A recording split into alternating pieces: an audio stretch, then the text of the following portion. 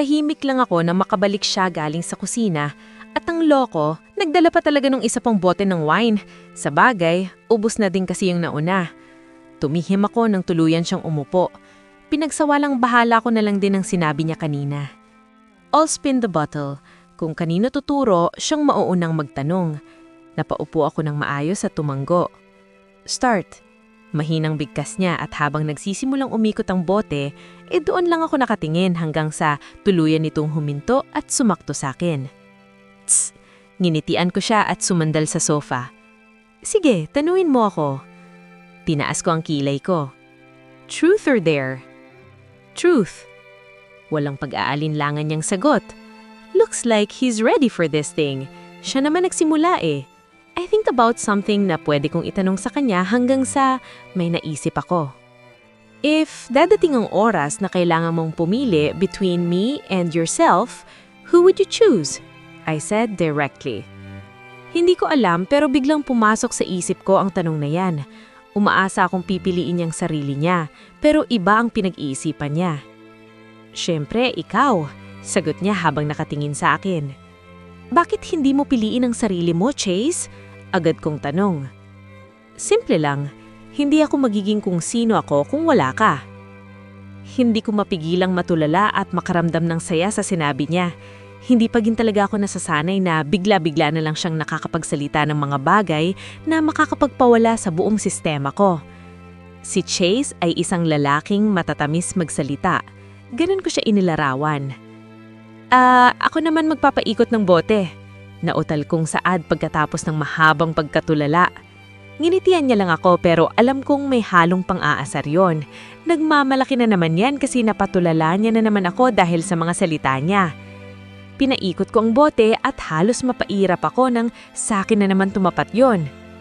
So, truth or pambibiting saad niya? Maloko niya akong tinignan sa paraan ng mga mapaglarong tingin at ngiti na ibinibigay niya. Tss, may plano talaga yan eh. Tinaasan ko siya ng kilay at bago pa siya makapagsalita ay inunahan ko na agad siya. Dare. Matapang kong sagot. Huling sagot? Aha. Yes naman? Oo. Nagsukatan kaming dalawa ng tingin. Matapang kasi ako. Nagmamalaki kong saad. Ismid naman siya. So you're telling me that I'm weak? Inismiran ko din siya. Wala akong sinasabi. Psst, so ano na? Ako. Dare talaga? Ulit na naman niya. Isa na lang talaga ipapalaklak ko sa kanya yung bote na walang laman. Oo nga, isa pang Remove that thing. Napatulala ako dahil hindi niya man lang ako pinatapos sa pagsasalita. Ano? Sabi ko, tanggalin mo yung bagay na yan. Sabay turo sa suot ko. Nakakairita yan. Natatakpan mo ang katawan mo, kaya hinahamon kitang tanggalin yan. Ultimong napatingin ako sa makapal na robang suot ko. Ipapatanggal niya to sa akin? Nagtatanong na ibinalik ko ang tingin sa kanya. Seryoso ka ba? Oo. At kung hindi mo gagawin, kailangan mong tanggapin ang consequences nito. Direksyong sagot nito. Gusto ko sanang magreklamo. Is he really serious? Isang manipis na 90s lang ang suot ko sa loob nito at saka madami akong kagat-kagat ng malaking lamok. Chase, iba na lang. Nagbabaka sakaling saad ko. May tama na ata to eh. I won't change my mind. Look at me. Unfair naman kung ako lang ang nakahubad. Nagtataas baba pa ang kilay niya habang nagsasalita. Parang gusto ko siyang batuhin ng kupitang hawak ko. Sino pa naman kasi nagsabi na maghubad siya? At saka malamig kaya. Idadamay niya pa ako sa kagaguhan niya.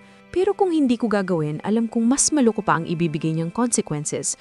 O di kaya, masama ko siyang tinignan. Pervert! Singal ko sa kanya tsaka tinakpan ang katawan ko. What? Natatawa pa nitong saad. Ikaw nga kanina pa tingin ng tingin sa katawan ko. Dugtong nito.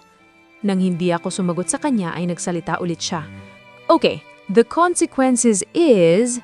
Fine! Pagpuputol ko sa kanya. Mabilis kong ininom ang wine na nasa kupita ko at mabilis na hinubad ang robang suot ko. Nang mahubad ko yun, ay agad ko yung tinapon sa mukha niya na agad niya namang nasalo. Natatawa niya yung nilagay sa gilid niya habang ako naman ay hindi mapakaling nakaupo dahil sa suot ko at dahil sa kaharap ko siya. Sa susunod, ipapaalala ko sa sarili ko na huwag isuot ito lalo na kapag kasama ko pa siya. Gosh, you're hot with that hickeys and nighties, babe. Lilig kong saad nito. Titig na titig siya sa katawan ko na alam kong ikinapula ko na. Tigilan mo ako, Chase. Masasapa kita. Saad ko na ikinatawanan niya naman ulit. Damn, I'll remind myself to behave a little bit. Bulong niya pero rinig ko naman. Ako na magpapaikot. No, it's my turn. At bago niya pa ako maunahan sa pagkuha ng bote ay agad ko na yung kinuha sa mesa at bilis na pinaikot. Tsk, silly. Sangbit nito pero wala na din namang nagawa. Pareho naming hinintay na huminto ang bote. Hindi ka mananalo sa pagkakataong ito. Napatingin ako sa kanya nang magsalita siya. Shh! Nang tingnan ko ulit ang bote ay saktong huminto ito at halos mapapalakpak ako nang sa kanya tumapat yun. Meaning, ako ang magtatanong. Truth or dare? Mabilis kong saad. Mukhang may binabalak ka. Magsagot ka na lang. Ako. What's your consequences? Secret, bakit hindi mo na ba agad kaya? Bakit ko sasabihin sa kanya? Chase, talaga bang naiinitan ka kaya ka nakahubad? Hindi ko maiwasang tanong. Aha, why? Pilyong sagot niya. Umiling ako. Nothing, namamawis ka kasi. My eyes landed to his chest kung saan dumadaloy ang pawis niya. Nang hindi ko ba alam pero kahit ako nakakaramdam din ng init. Namumula din ang leeg niya na umabot na sa dibdib niya. Naku, aircon naman to. Truth. Kalaunang sagot nito. Binaliwala ang sinabi ko. Tsk. Sa totoo lang, wala pa akong naiisip na pwedeng itanong sa kanya or pwedeng ibato sa kanya para namang makaganti ako sa mga pinanggagawa niya mayon. But maybe I should make some random questions. What will you do if you found out that I'm hiding something from you? I'm not really sure for what I've asked. Hindi ko din alam kung ba't sa lahat ng random question, yun pa yung nasabi ko. Is that even random? But when I looked at him directly, tila maayos naman sa kanyang tanong ko, parang hindi man lang siya nagtaka or nag-react. Wala din naman akong tinatago sa kanya. Kilala kita, Danica. Kung may itinatago ka sa akin, ibig sabihin, gusto mo lang akong hindi masaktan. Diretsyong sagot niya. Kung sakaling ang bagay na itinatago mo ay para sa sarili mong kapakanan, seryoso niyang ninitian ako. Itago mo lang. Itago mo para hindi ka masaktan. Dugtong niya. Masyado kang seryoso. Wala naman akong tinatago sa'yo. Pilitawang sagot ko sa kanya. Ang kabog ng dibdib ko ay mas lalong nadagdagan nang inabot niya ang kanang kamay ko at marahang dinala sa labi niya. Ang hirap ipaliwanag kung paano mo pinaparamdam sa akin, mahal ko. Baka ikaw naman ang may tinatago sa akin. Magsasama talaga yung ulo mo sa mukha mo. Saad ko para maalis ang kung anumang nararamdaman ko. Marahang naman niyang binitawan ng kamay ko bago umiling ng ngumiti. Wala. Honest at loyal ako. I hissed. Kinuha niya naman ng bote at saktong sa kanya na naman yung tumapat na ikinahalakhak ko na. Stop laughing! Tila naiinis niyang sagot. Hindi ko siya pinansin at patuloy pa din ako sa pagtawa pero bigla akong napatigil dahil sa sinabi niya. Buti sana kung parang anghel tumawa, parang namang kabayo. What did he say?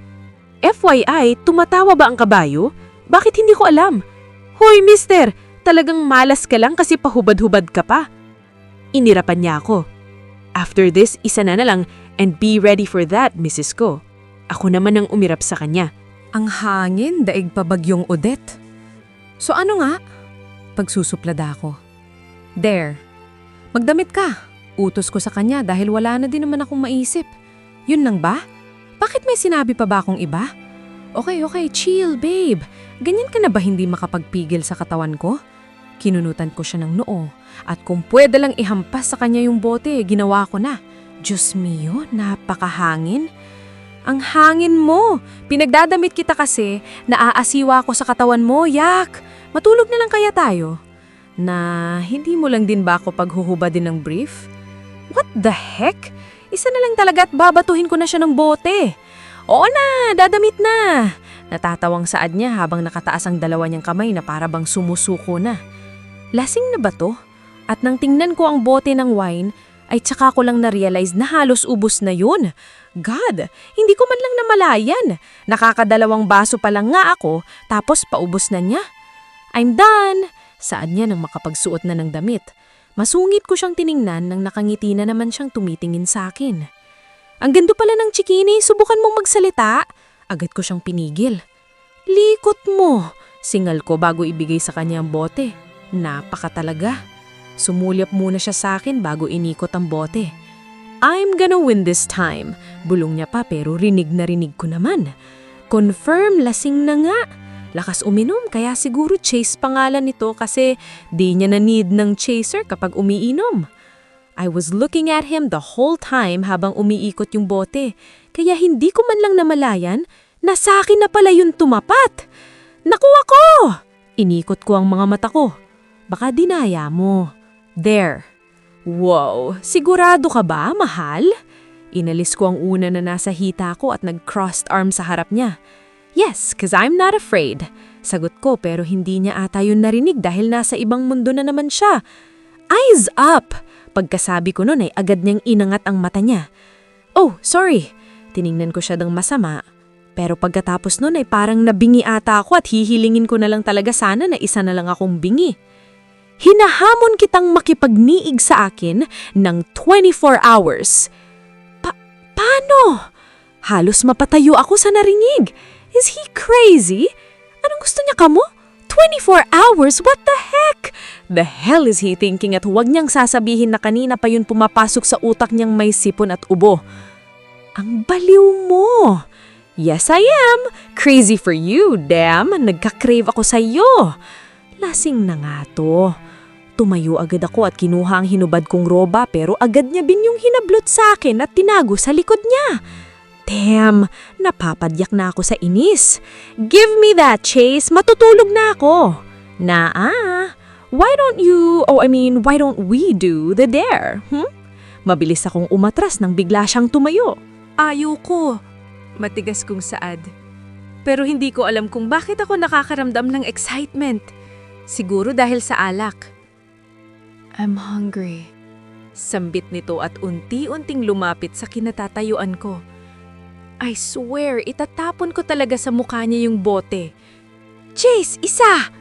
Saad ko nang hindi siya tumigil. Sa katawan mo. Kinagat ko ang ibabang labi ko nang dumapo ang kanyang mapanglaw na mga mata sa mga labi ko pababa sa leeg ko. Chase, nanghihina ako. Wala na akong magawa nang makalapit na siya ng tuluyan sa akin. Idinikit niya ang noo niya sa noo ko. Kung hindi mo kaya, tanggapin mo na lang ang kahihinatnan ko. Paos nitong sabi. Hindi ko malaman ang isasagot o sasabihin ko sa kanya ngayon halong magkadikit na kami at mas idinidikit niya pa ako sa kanya. Make love with me tonight. That's my consequences, baby. Goodness! Sabi mo nakikita mo ako bilang ama ng anak mo. Dahan-dahan niyang hinawakan ng mga labi ko habang ang kabilang kamay niya ay nakahawak sa maliit kong baywang. Parang hindi na ako makikita kapag nasa harap ko siya. Napakaliit at napakaliit ko kapag kasama ko siya. Gumawa tayo ng sanggol. Napaawang ang bibig ko dahil sa sinabi niya. Aha? Gusto kita araw-araw at habang buhay. Wala ang mundo ko kung wala ka, Danica. Chase, hinihingal na sabi ko. Naku, kailan pa ba ako nagsimulang huminga ng malalim? Marahan niya akong hinalikan bago direktang tumitig sa mga mata ko. Alam ko ang iba't ibang emosyon ang nakikita niya sa mga mata ko ngayon at hindi ko rin maintindihan yun. Gumawa tayo ng maliit na Chase o Danica, baby. Gumitisa at sa pagkakataong ito ay nakikita ko ang emosyon sa kanyang mga mata. Determinasyon. I want to have a child with you para kahit anong mangyari may pinanghahawaan ako sa'yo.